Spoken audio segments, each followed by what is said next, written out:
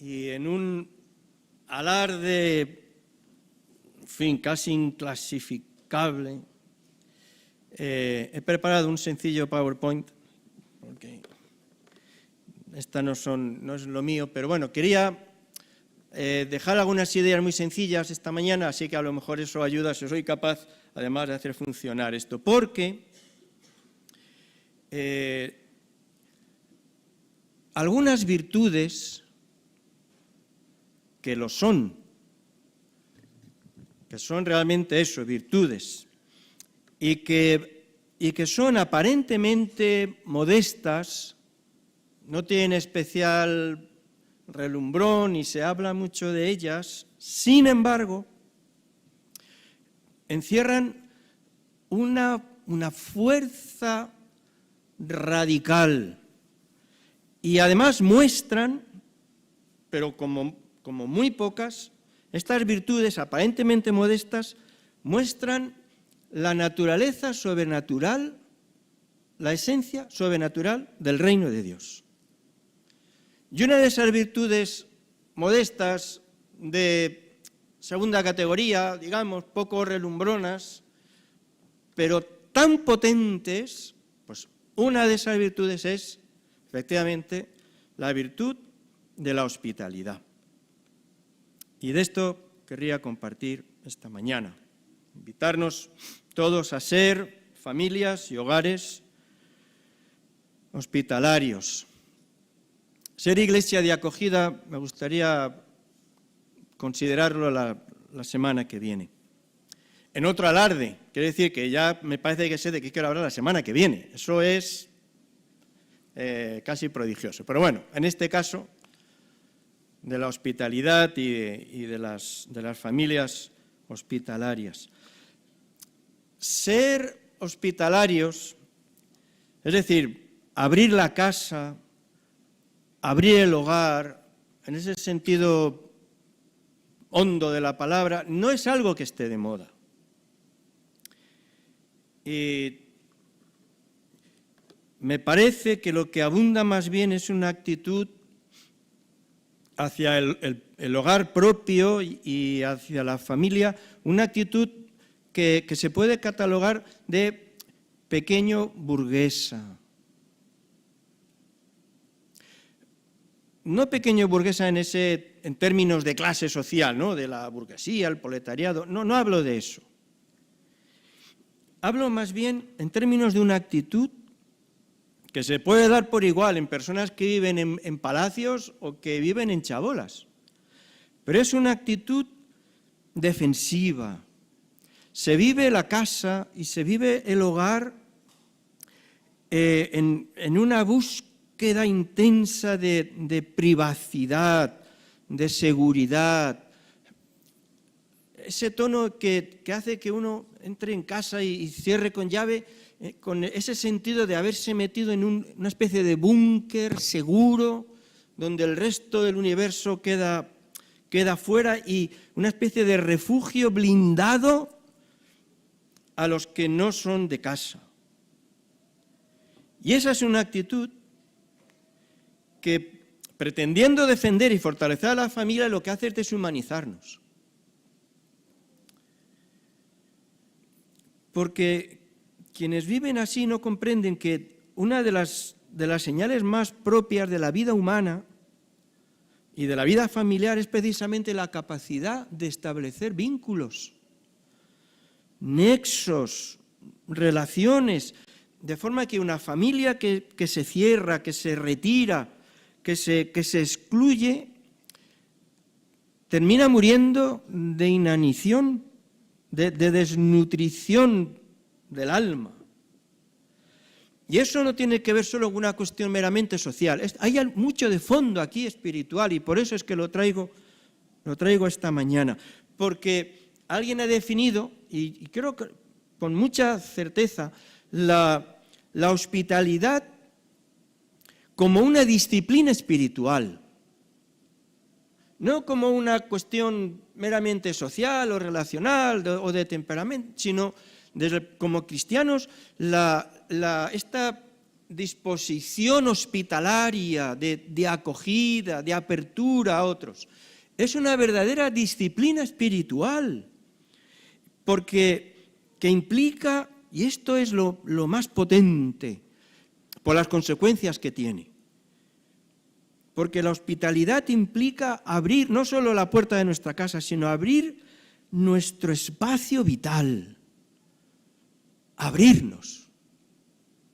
Eso implica la hospitalidad. No es poner un plato de comida o compartir un café, es abrirnos a los demás y dejar que entren en ese espacio personal y que descansen en ese espacio personal y que encuentren ahí alimento y que encuentren ahí refrigerio y que encuentren ahí descanso. En la hospitalidad hay elementos tan potentes en términos de vida espiritual que merece la pena tomar unos minutos para considerar sobre esto.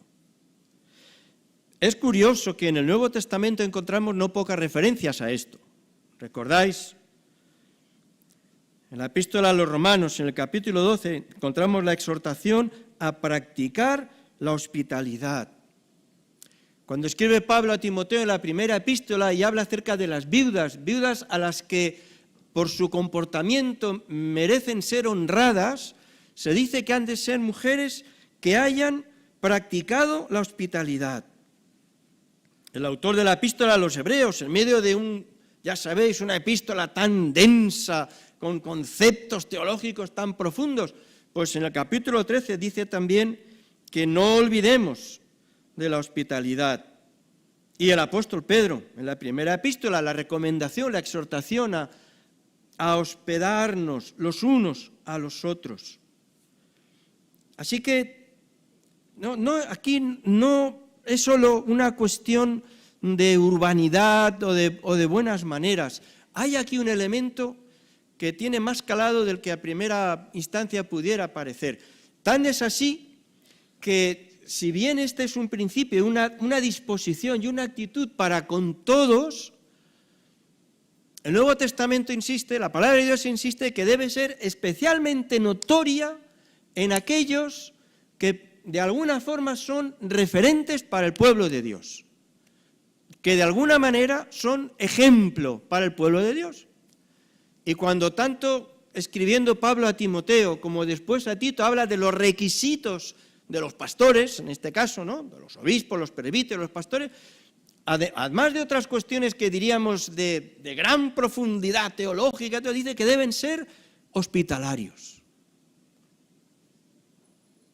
Todos en general, pero estos que tienen en alguna medida, aquí nadie es perfecto, pero los que tienen en algún grado de responsabilidad deben mostrar, entre otras virtudes, esta capacidad de la hospitalidad.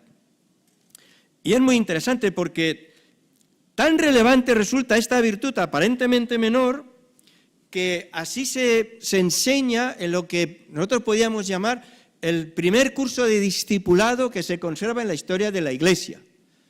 Hay un documento, la Didaqué, tiene otros nombres también. Los estudiosos dicen que es un documento de finales del siglo I, quizás como mucho de principios del siglo II. Es un documento, se conserva como tantos escritos de los primeros siglos. Y es un documento planteado básicamente así, como un curso inicial de discipulado. La enseñanza de los 12 apóstoles se le llama también. Y es un texto muy breve, pero ahí aparece también una recomendación expresa, una enseñanza para los nuevos creyentes acerca de la hospitalidad.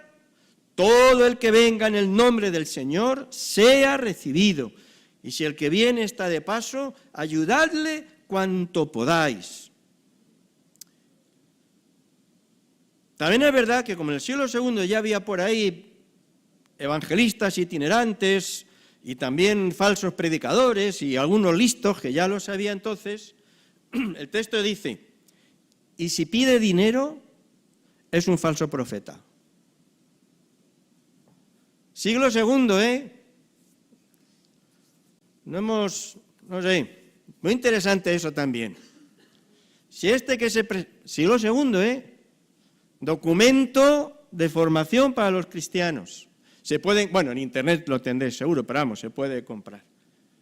Si este que viene como profeta o predicador, si os pide dinero, es falso profeta. Pero bueno, nos quedaremos con la otra parte que es más inspiradora. Si el que viene está de paso, ayudadle cuanto podáis. Así que todo esto de la hospitalidad es más que una cuestión de cortesía y se basa en algunas razones muy profundas. Y yo, dejad que rápidamente os comparta algunas de ellas. Como intento me ha salido bien, ya la próxima ponemos la letra más grande, ya en un ejercicio ya de sofisticación total. Pero mirad, hablamos de hospitalidad. El Nuevo Testamento, la Escritura, ya Abraham destaca como por su hospitalidad también, ¿no? Pero hablamos de eso porque la hospitalidad está, digamos, forma parte del corazón de Dios, está en el carácter de Dios. No es cualquier cosa. El Dios de Jesucristo es un Dios que da y es un Dios que se da a sí mismo. Es un Dios acogedor, es un Dios siempre de brazos abiertos y especialmente para con los más necesitados, para los que en términos humanos y materiales son menos. Y en el Antiguo Testamento esa presentación que Dios hace de sí mismo continuamente, Dios de huérfanos, Dios de viudas, Dios de forasteros. Y en el Nuevo Testamento todas estas recomendaciones y por encima de todo el resumen de toda la historia de la salvación como la historia de la apertura amorosa de Dios hacia todos. La disposición acogedora de Dios hacia todos. La disposición hospitalaria. No en vano, hospital tiene la misma raíz de acogida, de aceptación, de recepción, de cuidado. Eso está en el corazón de Dios. Eso se expresa en el Evangelio, aún al alto precio de la entrega de su propio Hijo. La figura del Padre, ¿no? La parábola del Hijo pródigo, la figura del Padre, la imagen de un corazón acogedor, hospitalario, abierto, receptivo, cálido, para todos sin distinción. Hay un elemento ahí muy potente y que además se hace especialmente relevante en tiempos como el nuestro, donde, ya lo sabéis, viváis como yo en un piso, viváis en un chalet o lo que sea, cada casa es como un castillo y las relaciones son mínimas y el otro es visto a menudo como una amenaza y la idea es cerrarse y disfrutar de lo que uno es y de lo que uno es y de lo suyo y de los suyos. Y en medio de todo eso, el Evangelio nos presenta a un Dios que es todo lo contrario. Y por eso también la hospitalidad es testimonio del carácter, porque lo es del carácter de Dios, lo es también del carácter del reino de Dios, de lo que el reino de Dios significa. Nosotros somos ciudadanos del reino de Dios. No solamente es que creemos ciertas cosas y no creemos otras, sino que formamos parte de toda una manera de entender la vida y de vivirla, imperfectamente, pero de una manera muy peculiar, a la manera que es propia del reino de Dios. Y cuando podemos sacudirnos esa concepción tan hermética de nuestro hogar, de nuestra casa, tan propio de nuestro tiempo, pero podemos desarrollar al contrario una actitud más propia del reino de Dios, del carácter de Dios en términos de acogida, de apertura, de hospitalidad con cercanos y con no cercanos. Esa manera de ejercer nuestra vida, eso hace visible el reino de Dios. Y se expresa el carácter del reino de Dios. Y hace también visible la presencia del reino de Dios en nosotros.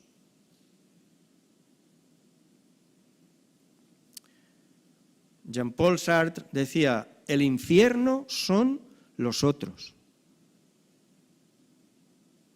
¿Qué os parece esa imagen, esa percepción del prójimo? Los otros son el infierno.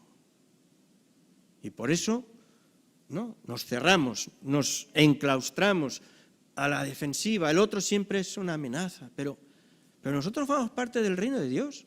Hemos sido tocados por un Dios hospitalario, de corazón acogedor, que nos ha recibido. Y por tanto, vivimos bajo el sello del carácter de ese reino. Y torpemente, imperfectamente, pero lo reproducimos.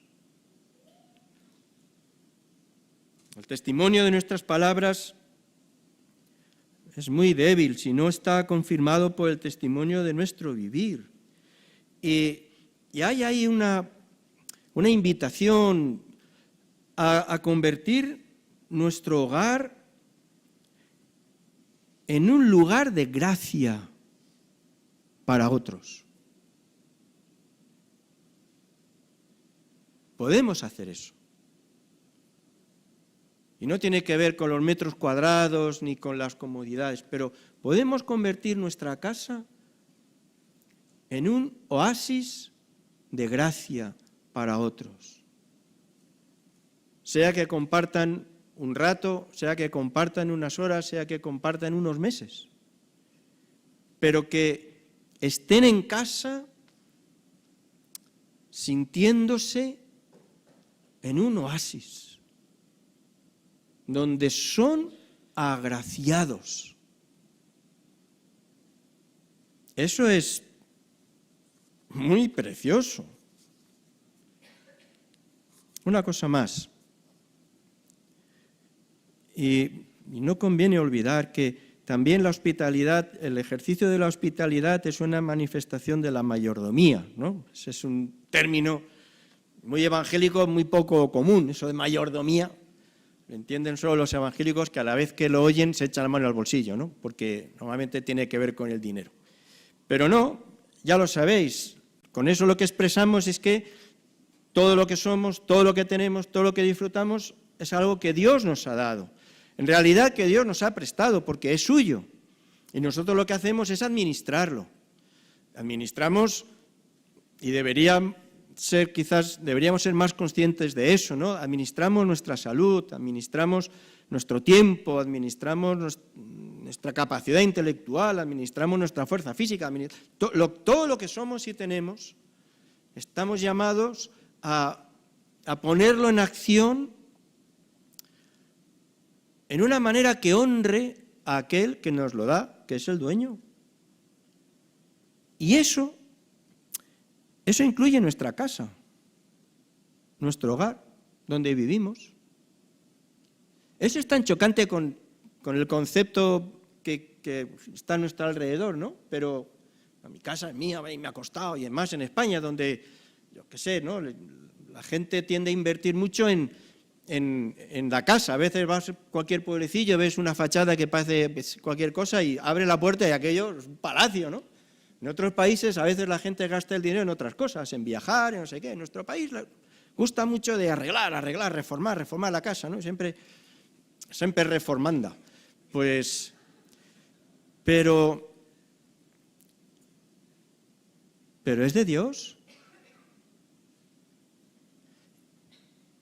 Una herramienta para ofrecer, honrando al Señor.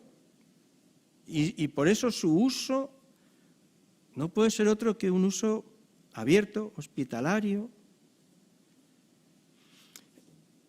A veces, esto especialmente para los que, bueno, para todos los matrimonios, ¿no?, pero sobre todo los que están empezando, esa idea también de convertir, tanto tiempo esperando, por fin nos hemos casado, ahora estamos juntos, qué bonito. Y entonces, en nuestra casa, nuestra propia casa, nosotros, nuestra casa, nuestro hogar, sí, y se va haciendo ahí un muro aislando de los demás. Pero, decía alguien, dirigiéndose a una pareja de recién casados, si vais a ser uno, ya no dos, sino uno, no es para aumentar el egoísmo personal en el familiar, sino para potenciar la entrega y el servicio. Antes servíais por separado al Señor y en su nombre a los demás, pues ahora juntos. ¿Y ahora juntos qué tenéis? Una casa. Pues es para honrar al Señor. Es muy sugerente. Hace un tiempo se enseñaba mucho, bueno, en el contexto de la Iglesia Católica en España, acerca del ejercicio de la hospitalidad, y entonces hablaban mucho de lo bueno que sería que en cada casa, de forma, literal o figurada, ¿no? No siempre se puede, ni muchísimo menos, pero bueno, el concepto, ¿no?, de tener una habitación de Elías, así se llamaba, esa era la idea, una habitación de Elías. ¿Recordáis en el primer libro de Reyes? Aquella mujer viuda con un niño, y entonces acogió al profeta Elías y lo tuvo en su casa. Bueno, esa historia. Entonces, no se trata de una cosa física. Ya quisiera más de uno poder tener una habitación que ofrecer a nadie, ¿no? Pues no tiene espacio siquiera, pero en el sentido figurado, en ese sentido figurado. En la manera que sea, en la forma práctica que las circunstancias de cada cual permitan, pero tener siempre en el corazón, en la mente, ese lugar, un espacio, una habitación de Elías. La hospitalidad, ¿no? Un cuarto de hospitalidad. Y algo también interesante, porque interesante es este texto. Hay una serie de recomendaciones generales en la Escritura que hemos leído, pero en el Evangelio de Lucas, en el capítulo 14, hay una declaración muy curiosa y muy significativa. No es exactamente el tema, pero está bien traído. En el capítulo 14, el versículo 12. Las instrucciones que da el Señor a sus discípulos.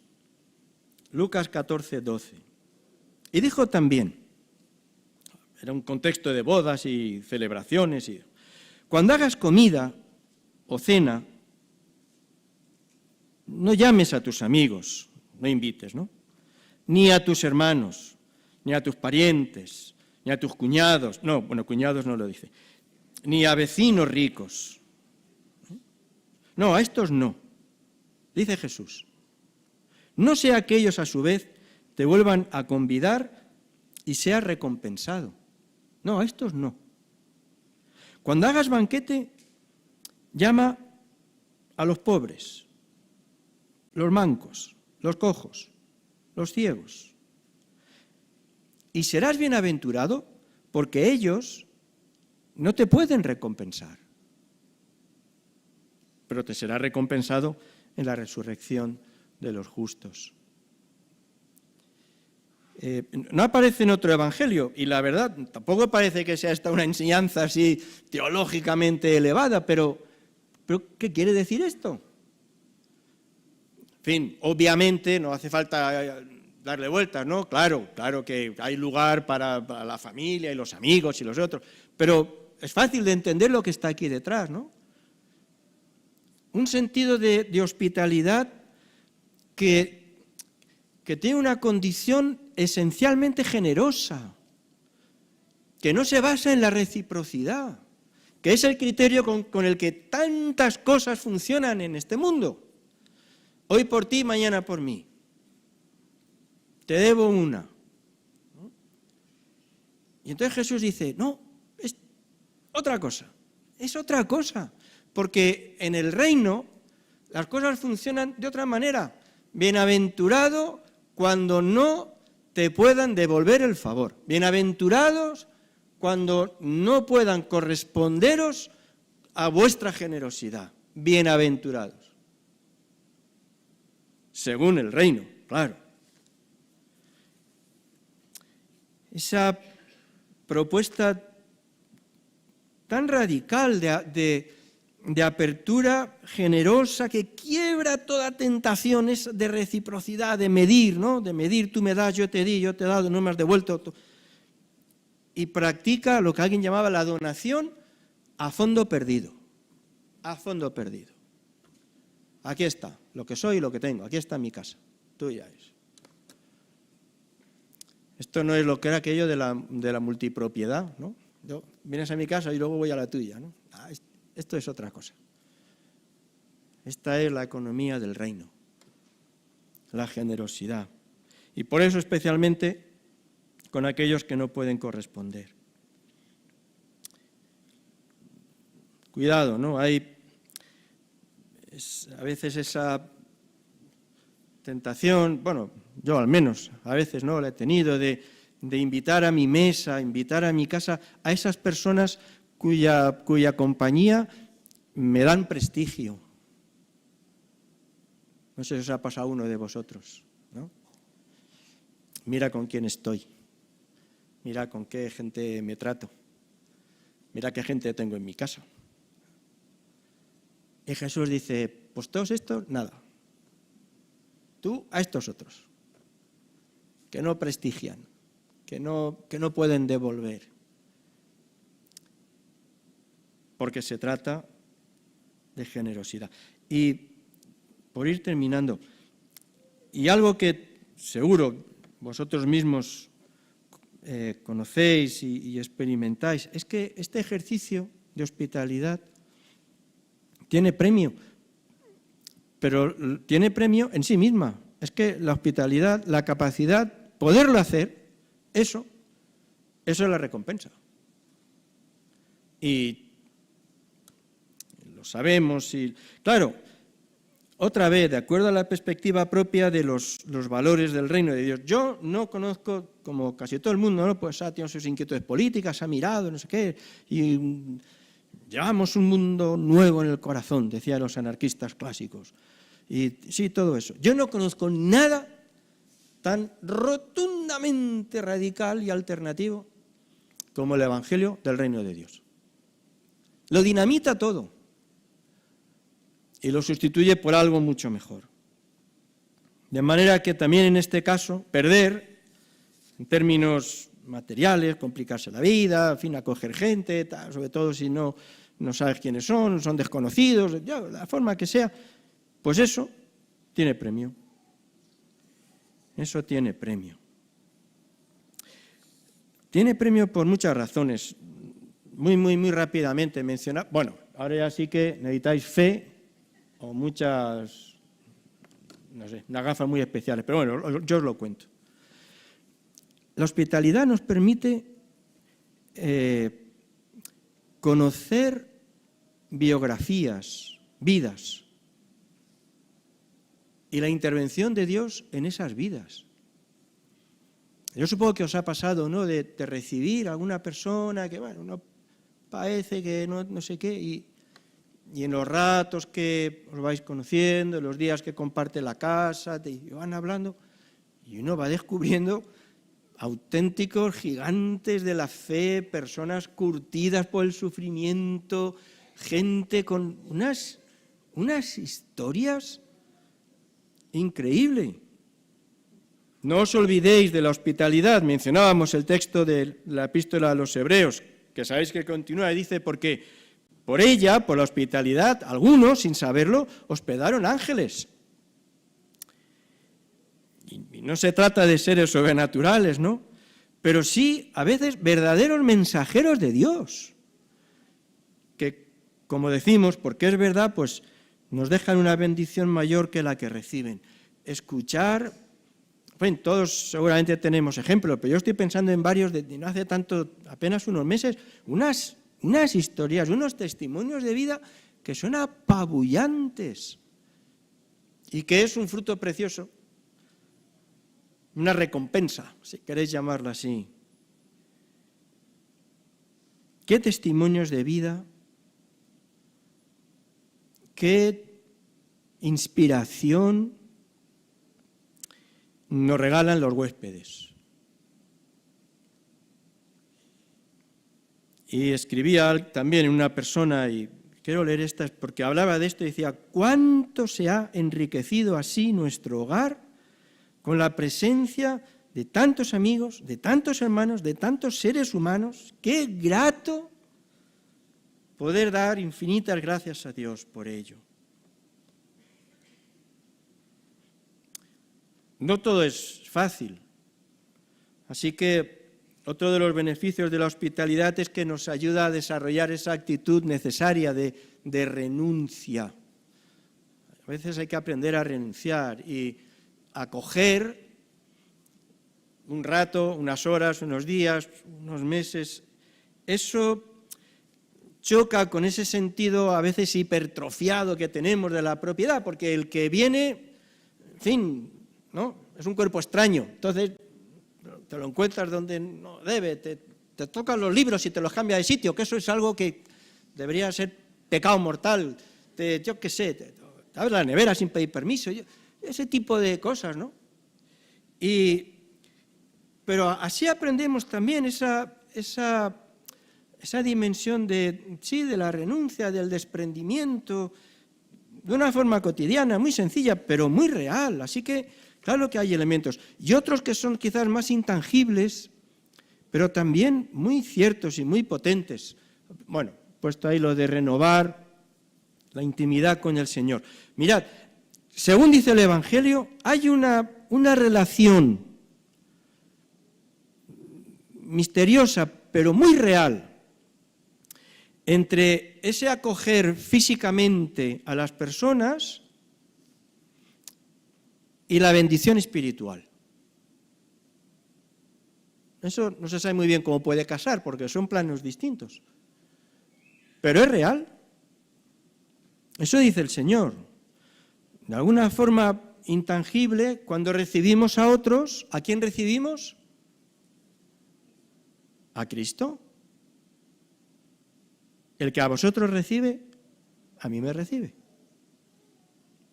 Más aún, el que me recibe a mí, recibe al que me envió. Entonces, no es solo una cuestión meramente humana, de afecto natural. No, aquí hay mucho más. Nos cuesta, es una virtud y es una disciplina espiritual. Nos cuesta, no quisiera ahora sí que ya termino, no quisiera reducir todo este montón de rato hablando a una simple cuestión concreta, pero bueno, sí la quiero dejar para considerar, ¿no? Debemos ser aproximadamente unas 150 familias en la iglesia que se congregan.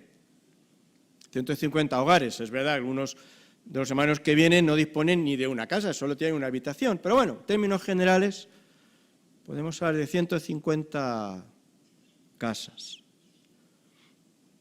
Ahora mismo, le preguntaba a Miriam, la diaconisa de grupos de hogar, ahora mismo tenemos 16 grupos de hogar. Y muchas personas que quieren participar de un grupo de hogar. No les podemos meter en estos porque ya no son grupos de hogar, ya son casi iglesias. Algunos están petados de gente. Pero no encontramos personas que quieran abrir su hogar para tener uno de estos grupos. Eso es muy curioso. Claro, hay mil circunstancias, ¿no? En fin, no vamos a prejuzgar nada, ¿no? El caso del tuyo, el del otro, en fin, hay situaciones muy diversas. Pero en conjunto, mirad este detalle, que ya digo, toda esta reflexión no apuntaba a esto, pero lo incluye también, ¿no? Está costando muchísimo encontrar casas que se abran para reunir a un grupo de hermanos un rato cada 15 días. Ya sabéis que quien abre su casa no necesariamente tiene que dirigir el grupo, simplemente abre su casa, recibe a la gente y luego alguien será el responsable, alguien dará el estudio, en fin, esa es otra cuestión. Pero está costando mucho. Entonces, supongo que habrá otros, podríamos citar 1000 ejemplos más. Y yo no quisiera acabar simplemente referido a esto, sino a esta virtud, en este contexto social, en este tiempo, en estas circunstancias económicas, en toda esta historia en la que vivimos, ¿no? Llamar la atención sobre esta virtud propia del reino de Dios que tiene que ver con un corazón hospitalario, corazones de acogida, que con toda sencillez lo que tienen, incluido el techo que les cobija, está al servicio del reino de Dios. Y por tanto, en apertura, como un lugar de gracia.